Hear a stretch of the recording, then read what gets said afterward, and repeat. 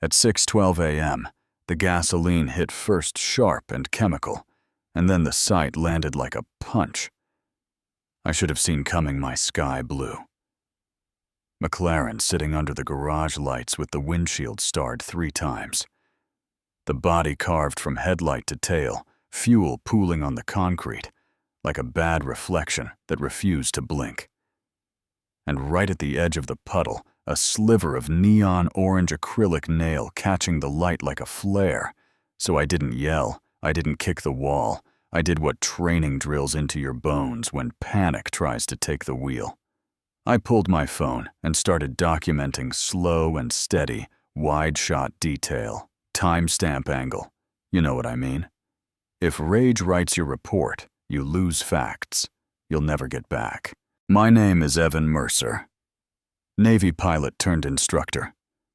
I live on a corner lot in Cedar Hollow Reserve, Montgomery County. A quiet grid of sidewalks and mailboxes and polite dog walkers. My house sits on a federal easement for Defense Department instructors. Tiny metal signs along the fence that say, U.S. Government. No trespassing. I chose this place because the lines were clear. The rules posted. The air seemed calmer here. But peace is just a rumor. When the wrong person decides that order looks better with your face pressed into it. The HOA arrived 5 months after I moved in a volunteer committee with matching polos and printed clipboards. At first it was lemonade stands and block party flyers, a smile and a sign-up sheet.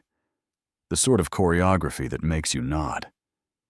Even if you never dance, then there was a vote I didn't attend. And suddenly, Cedar Hollow had a new sheriff. Her name was Denise Hartwell.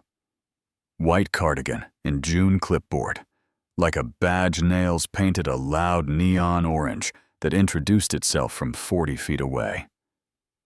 The morning she met me. I was drying the car.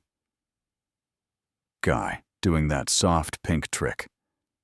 Coffee cooling on the workbench, she walked straight up my driveway like she'd already closed on the property and wanted to check the tile, didn't say hello. Framed the McLaren with her phone scribbled, tilted her head like a teacher about to hand back an F, and said, sweet and firm like a cookie that cracks your tooth. We're trying to keep standards up for everyone. I kept my voice level because people hear your anger louder than your words. This lot is federal. Your bylaws don't apply. She smiled, like my sentences were cute animals. At a petting zoo, let her fingers hover near the door handle, close enough to fog the glass, and said, we'll see.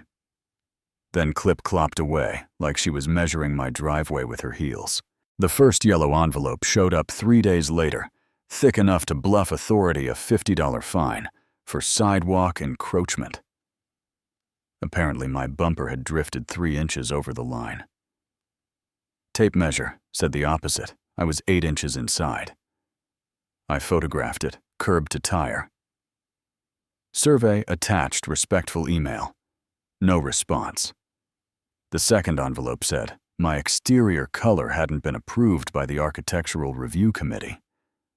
I'd painted years before. That committee even existed. When I called, Denise chirped.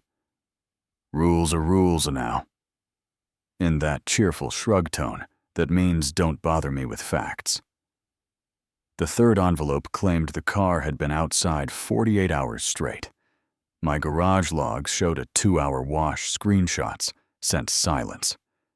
Meanwhile, the neighborhood inbox started receiving community standards alert and resident violation update, like seasonal newsletters. She never used my name, but she wrote corner lot and luxury vehicle and non-compliant presence, and you could feel the air go weird. Neighbors stopped waving. Kids glanced at the car like it was a stray dog that might bite only Blake. The retired firefighter at the cul-de-sac still gave me the 2-finger salute from his porch and texted me photos of his old Labrador sleeping through the landscapers. Everybody else studied the sky. Fines weren't the point. Control was, and once control gets a taste, it comes back with a bigger spoon. Denise didn't just cite me, she studied me. 4 passes a day at first, then 5, then 6. Clipboard, tucked nails. Flashing like highway cones. She measured the distance from my trash cans to the curb, photographed my hose, ran her palm along the mailbox lip, and frowned at her fingers like dust was a criminal offense. A Facebook group popped up called Cedar Hollow Eyes, where anonymous photos appeared with circles and arrows and captions about humility and modeling values for our children. Humility is a beautiful word when it means kindness. It's a weapon when it means shrink, so I can feel big, you know. And when posts started using words like ostentation, you could hear something colder underneath. Not rule, not safety, just jealousy in business, Bauschwell. I called base legal and got Lieutenant Colonel Piper Long voice like a plumb line. She said, document everything, don't engage. This is about restraint and record. Keeping, if she crosses a line, we will need the pattern. So I built the pattern for cameras. Motion-activated cloud. Backup redundant. Externals labeled like museum pieces. I sent a certified packet to the HOA with the federal jurisdiction laid out in black and white signature. Required green card returned with her name on it that afternoon. I received a notice to remove my cameras for violating community privacy. You can say you love rules, but rules that record. You have a way of making your tongue taste like tin. The morning she showed up with a sound meter. I watched from the window, coffee in one hand, pen in the other. She stood 3 feet inside my posted line, the metal sign practically touching her elbow, pointed the meter at my house, like central air was a felony. Waited, wrote, anyway that week. She cupped her hands against my garage window to peer in, and tried the door handle twice. The repetition made a drumbeat. Obsession. Has a schedule when I stitched a highlight reel. There were 41 trespasses. I burned 3 copies. Labeled them like ammunition. Tucked one into the safe. Then came the gasoline. Morning and the bad word carved into the paint so deep, the metal bled white. Show off, not original. Just loud, like all cheap anger. So I stepped back, took a breath, called 911. And when the officers arrived, I walked them through the grid like a tour guide who had begged off and got called anyway. Vehicle in frame at 2:41 entry at 2:43:40 minutes. Inside, no forced entry at 3:21. The figure turns. Face catches the streetlight. Watch the nails. Morales, the younger officer, exhaled the kind of long professional breath that means, I am sorry this happened, and grateful it is all on film. Do you want to press charges, sir? Applicable, I said. And I could feel the old animal in my neck tugging on its leash, begging to go bite something. But I didn't move. I stayed where discipline lives, which isn't glamorous, it's just quiet and stubborn. Before the warrant window, I called Denise, Cedar Hollow. This is Denise Chipper, like a receptionist in a sitcom. Denise, this is Evan. Someone destroyed my car last night. Poured gasoline, smashed glass. There was a pause, maybe 3 seconds, but I heard her breath change, little shallow sips. That's terrible, she said. People have feelings about ostentation, but of course I don't condone. You know ostentation. The word that lets envy borrow a tie and sit at the grown-ups table. I said, and I have video at 2:43 entering my garage at 3:21. Your face with neon orange nails and a broken sliver matching on my floor. She laughed, one of those tight laughs that don't smile, and said, "You can't prove that was me. I can, and I will. The police are reviewing the evidence. I'm calling to give you a chance to tell your side before this becomes public record." That's when the words started tripping over themselves. You think you're special? Parking that thing where families have to look at it. We're trying to build a community. Your choices have consequences. So you poured gasoline in my garage. I didn't say that. She said, but the denial was smaller than the truth she'd already let out. I wanted you to understand, you're not above this neighborhood, yeah? That happened, and at 6:02 p.m., they cuffed her on the sidewalk while porches watched like lightning had finally touched down on their street. Here's the twist people argue about when they watch, because it says something about how pressure doesn't make character. It reveals it. She made bail the next morning, a protective order stapled to the release like a warning label. 500 feet. No contact, no passing by. My address, no social media reference, she signed. She nodded, and 4 days later at 11:43 p.m., my phone buzzed on the desk motion alert. Camera 3, rear fence. A hooded figure dropped into the yard with that determined but clumsy stride. Civilians get when they watch 2 clips about tactics and think you can learn muscle memory off the internet. Red gasoline can, bumping her thigh. A little hammer tucked like a promise. I called 911. Voice steady by training. And a kind of pride. I don't apologize for intruder on federal property currently under protective order, approaching residents with accelerant dispatch. Said 4 minutes. I killed the lights and moved to the corner of the living room, where the sight lines layer like geometry problems. I took out the collapsible baton I'd kept since deployment. Non-lethal legal align. I could hold without becoming someone I don't recognize. She popped the kitchen latch with something thin and shiny crawled in, and whispered at the air like it owed her money. I smelled the first splash before I saw it. Couch-soaking fuel, the room breathing like a matchbook. She muttered, "Take everything from me." I take it back and flicked a cheap lighter. "Put it down," I said, in the command voice that takes a room by the shoulders. She spun, eyes wired lighter. In her right hand, hammer in her left. The kind you buy in a set that promises you can fix your life with $50 and a pegboard. This is your fault. If you had just followed the rules. "I'm not going to touch you," I said. "You need to stop now before this gets worse." Maybe it was the word worse. Maybe it was the sirens swelling outside like a future.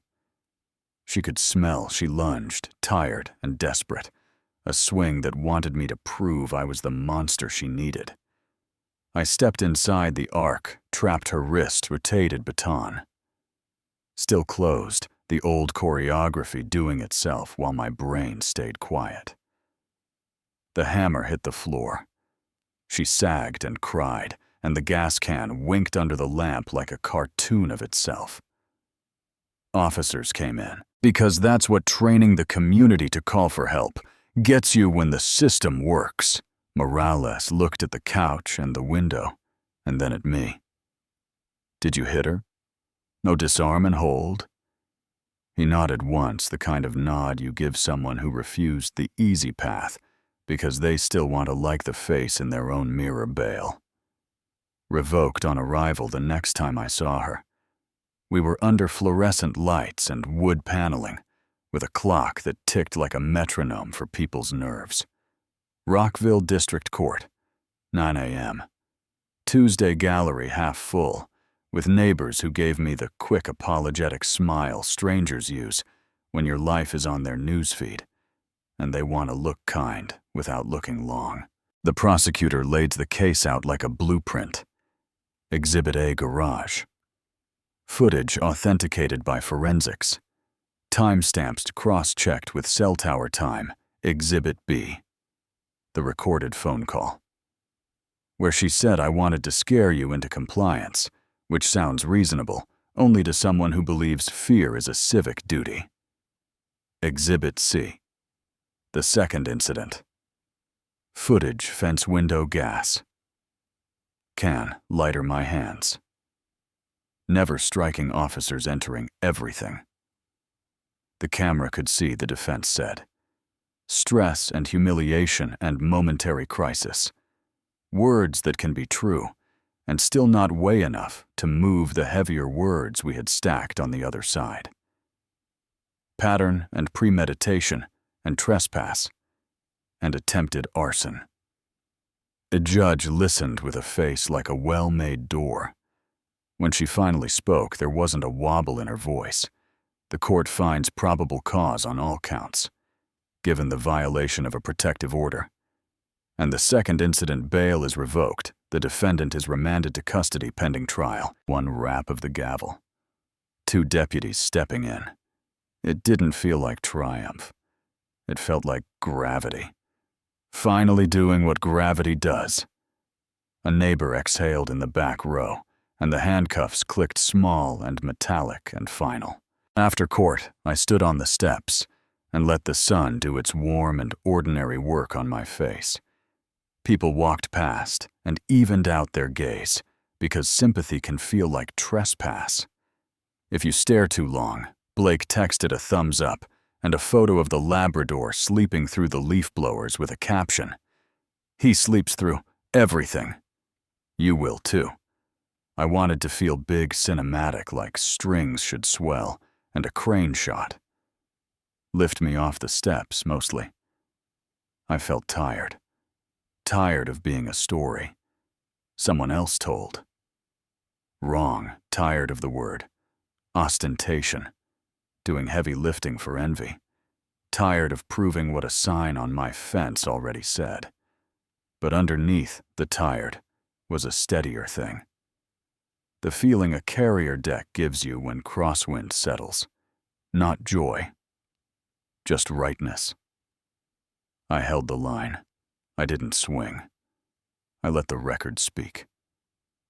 I don't know if that makes me stubborn or boring. I know it lets me look myself in the eye when I shave. A week later, an interim HOA president knocked a civil engineer with kind eyes and a spreadsheet. We apologized, said the board, voted to void every violation. Said they were rewriting process with council. Said we need to be about gardens and potholes, not power. I shook his hand and meant it that afternoon. I parked the McLaren in the driveway and left it there. Sun on the paint. Like a blessing. You can call that a provocation if you need to. I call it living where you live. The cameras stayed on, but I stopped watching them like a TV channel. Awareness. Not paranoia. Prepared, not haunted at night. When the house goes quiet. In that way. You feel between your ribs.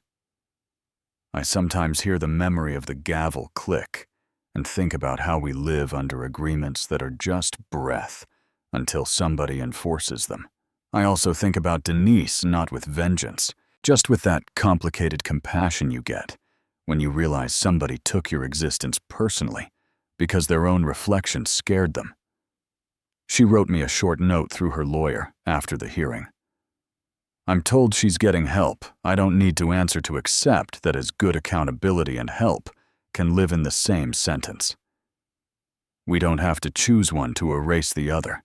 Here's where I'll leave it open. Because stories like this are never just about one street or one bar or one person who didn't read a sign.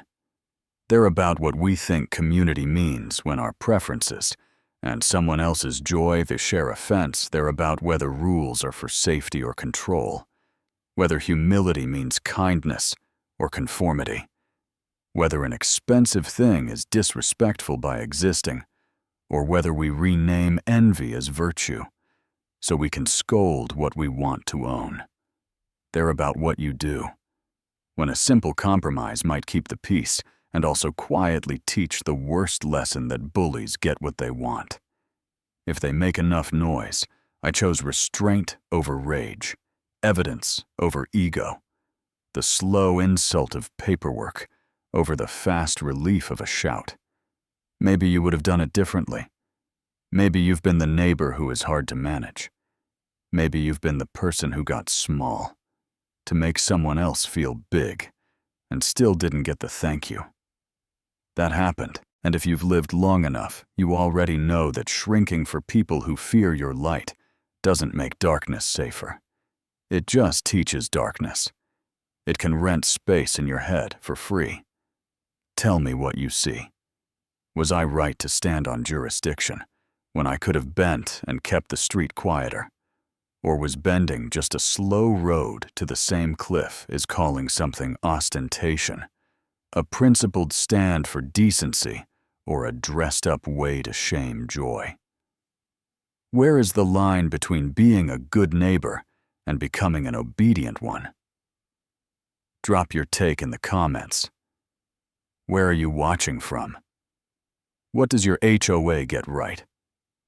What did it get wrong? Tell me if you've ever had to hold a line. When it would have been easier to be quiet like the video. If you think evidence beats ego, subscribe. If you want more stories where justice isn't loud, it's patient. I'll be in the comments reading, and I'm ready for the debate.